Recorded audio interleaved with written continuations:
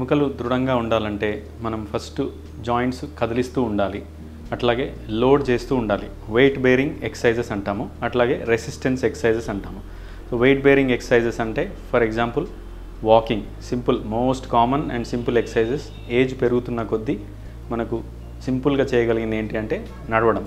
So ఆ నడక ఒక అరగంట నుంచి 40 మినిట్స్ వరకు మనం నడవగలిగితే చాలా వరకు బోన్స్కి జాయింట్స్కి బెనిఫిట్ ఉంటుంది. ఎందుకంటే బోన్స్ పైననేమో బోన్ ఎప్పుడైనా కానీ లోడ్ అవుతేనే రీమోడలింగ్ అనేది కరెక్ట్గా జరుగుతుంది, పర్ఫెక్ట్గా. అట్లాగే జాయింట్స్లో లూబ్రికేషన్ అనేది కూడా మనం లోడ్ చేస్తూ కదిలిస్తుంటేనే దానికి లూబ్రికేషన్ అనే మెకానిజం కరెక్ట్గా పనిచేస్తుంది. లూబ్రికేషన్ మెకానిజం కరెక్ట్గా పనిచేస్తే జాయింట్ కార్టిలేజ్కి నరిష్మెంట్ అనేది బెటర్గా ఉంటుంది. సో దీనివల్ల ఓవరాల్గా ఆస్టియోపోరోసిస్ కానివ్వండి, ఆస్టియోఆర్థరైటిస్ కానీ మనకు కంట్రోల్లో ఉండాలి. తొందరగా బోన్స్ వీక్ అవ్వద్దు, జాయింట్స్ తొందరగా అరిగిపోవద్దు అని అంటే తప్పకుండా వ్యాయామంలో నడక అనేది మోస్ట్ ఇంపార్టెంట్. లేదు నడక కష్టమవుతుంది, ఆల్రెడీ ఆర్థరైటిస్ వచ్చింది అన్నప్పుడు స్విమ్మింగ్ లేదంటే cycling or walking in the water, swimming పూల్లో కానీ మామూలు వాటర్ యాక్సెస్ ఉన్నవాళ్ళు వాకింగ్ అనేది నడక నీళ్ళల్లో నడిస్తే అప్పుడు మజిల్స్ కూడా వాటర్లో స్ట్రాంగ్ అవుతాయి చేసినప్పుడు.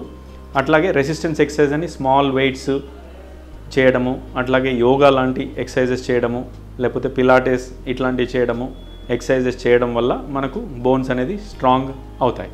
ఫిజికల్ యాక్టివిటీ చేయడం అనేది మోస్ట్ ఇంపార్టెంట్ ఎవరికైనా కానీ. ఏ ఏజ్ గ్రూప్లో ఉన్న వాళ్ళు కూడా ఇప్పుడు 16 to 18 ఇయర్స్ నుంచే జిమ్ అనేది మొదలు పెడుతున్నారు చాలామంది. అది కరెక్ట్. ఎందుకు అనంటే జిమ్ అనేది బాడీ బిల్డింగ్ కోసం కాదు, జస్ట్ మజిల్ స్ట్రెంథనింగ్ చేసుకొని జాయింట్స్ పైన లోడ్ తగ్గించుకుంటే చాలా వరకు ఆర్థరైటిస్ రాకుండా ఉంటుంది అండ్ బోన్స్ కూడా స్ట్రాంగ్గా ఉంటాయి.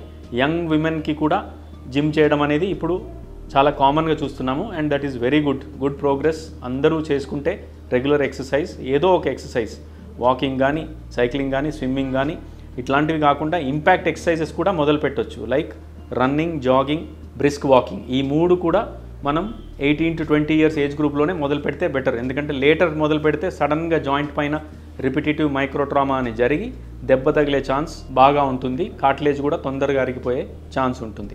అందుకని ఏది చేసినా ఎక్సర్సైజ్తో పాటు డయట్ కూడా ఈక్వల్లీ ఇంపార్టెంట్. ఎందుకు అంటే జాయింట్స్ బెటర్గా ఫంక్షన్ చేయాలి, బోన్స్ లోడ్ ఎక్కువ తీసుకోగలగాలి అని అంటే మనం న్యూట్రిషియస్ ఫుడ్ కూడా తినాలి. ఫుడ్లో మనం మెయిన్గా protein and carbohydrate and fats equal ప్రపోర్షన్స్లో కాకపోయినా ప్రోటీన్ కొంచెం ఎక్కువ, ఫ్యాట్స్ కొంచెం తక్కువ, కార్బోహైడ్రేట్స్ రీజనబుల్గా ఎంత అవసరం ఉందో అంత తీసుకుంటే సరిపోతుంది.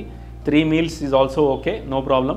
But if you want to cut down, lose weight, probably 2 meals should be more than enough. ఒక మీల్ అండ్ దెన్ మిగతాది స్నాక్ లాగా టిఫిన్ కానీ బ్రేక్ఫాస్ట్తో పాటు ఎగ్స్ లేకపోతే మిల్క్ అట్లా తీసుకోవడము, అట్లాగే ఫ్రూట్ మధ్యాహ్నంలో పెట్టుకోవడము, రాత్రిపూట just taking light 2 chapati or phulka ఇట్లాంటివి తీసుకొని మనం ఎక్సర్సైజ్ చేసుకుంటే తప్పకుండా మనకు చాలా ఇంప్రూవ్మెంట్ ఉంటుంది బోన్ స్ట్రెంత్లో.